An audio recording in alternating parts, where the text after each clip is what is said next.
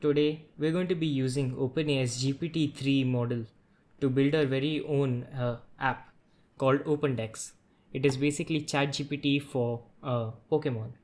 So the website you see here is connected to a Pokemon data set in the background, and we'll be using OpenAI's GPT-3 model to query this data. So for an example, let's ask it how many legendary Pokemons exist, and if we it should give us the result in seconds. Yeah, and it says there's 65 legendary Pokemon. And let's try another one. So what is the heaviest Pokemon? And Pokemon, my bad. And it should answer Cosmium and Celesteela. Yeah. So yeah, so this is what we'll be building. So let's get started.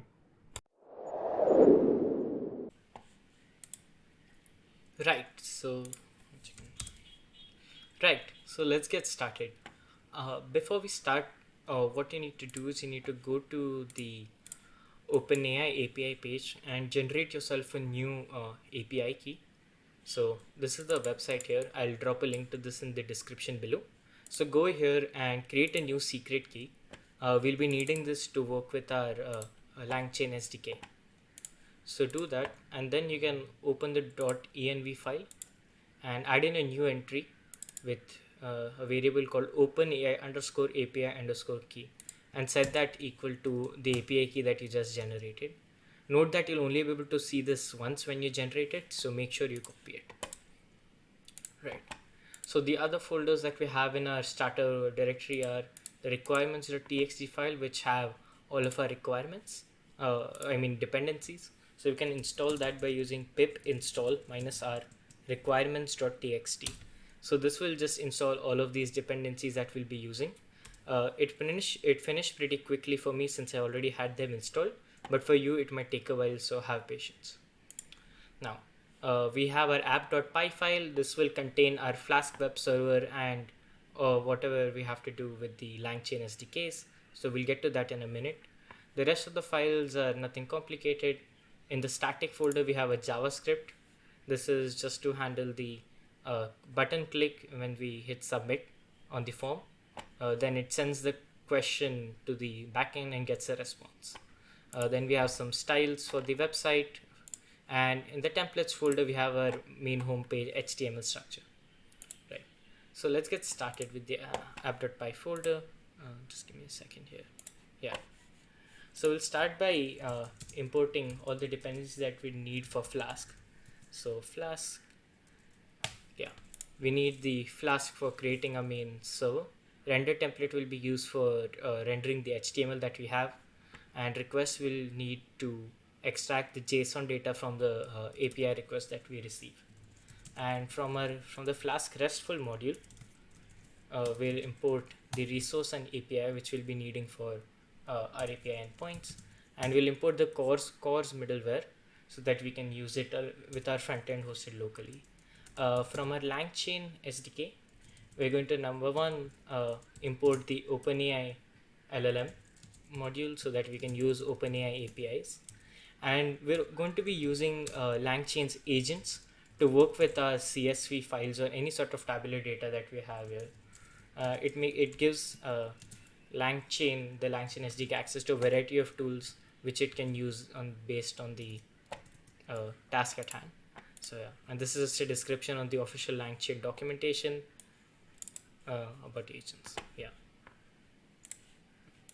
So since and last but not the least, we need to also import the .env module so that we can actually load in our OpenAI API key so that the OpenAI models can use it. So we're going to start by actually loading these keys, loading the environment variables, and then we'll create a new agent. So we can do that by just adding, we're using create CSV agent. The first argument it takes is an OpenAI model.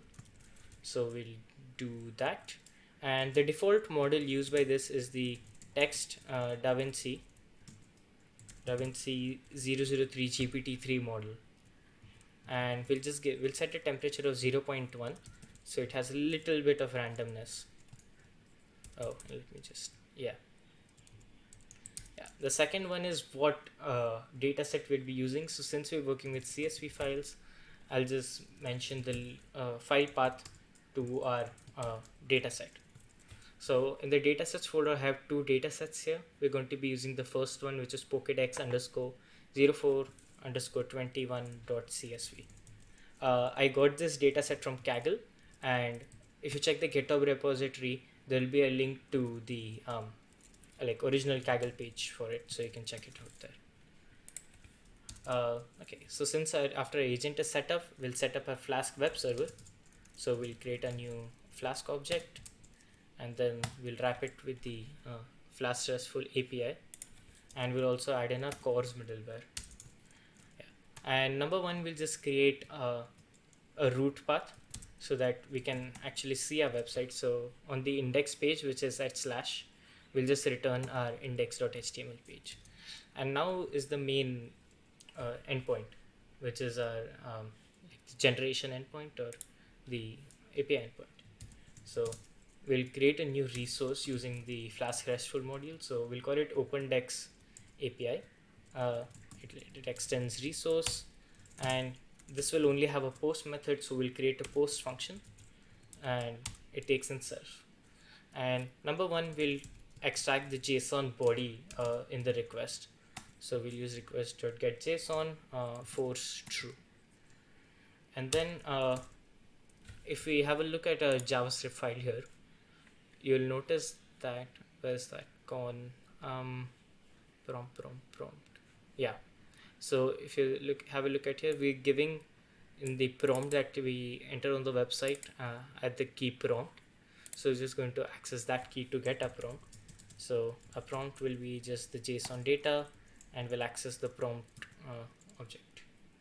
So, and we'll just add in a check here so that in case the prompt that we got is empty, we'll just return an error to the user. So return error no prompt provided. Yeah. But if we do have a prompt, we'll try to get the output from the API. And just since we're using agents, it is just the code is just one line to get an output from our question. So we'll just call it OP for output is as simple as agent.run, and we just give it a prompt. That's how simple it is. And now we'll just return what the prompt we originally got and the corresponding output to that. And we can give it an API, HTTP code as well of 200. But if we do have any exceptions, we'll just return the error with the 500 HTTP code. And now since we're done defining a resource, we'll just add this resource to our API, and this will be accessible at the /API endpoint. And finally, we need to just add the code to run our app. Yeah. And now we can run this. So we'll do Python app.py. So let it start up. Yeah. And it should be accessible at this URL. Let me copy this. And if we go to our browser here and paste it in, yeah, we have our website here. So let's ask it a question. Let's see what data we have. If I open this in the CSV Explorer, yeah, let's see. We'll order this by weight. So descending, let me scroll up. Yeah. And the heaviest Pokemon here is Cosmoem, and Celesteela. So let's ask it. Which Pokemons are the heaviest?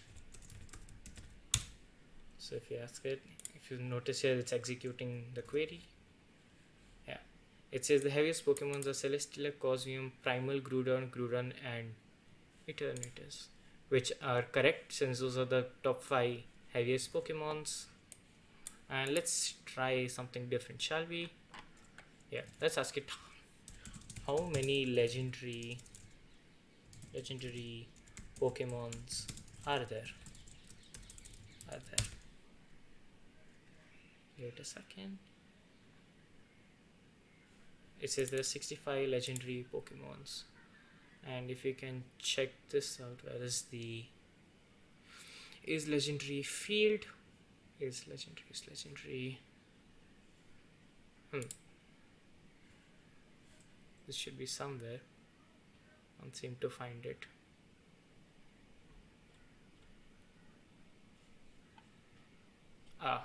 Never mind. But yeah, there are 65 legendary Pokemons, and we'll just try one last one. And how many? Let's see. What is the Japanese name of? Okay, let's do Bulbasaur. What is the Japanese name of Bulbasaur?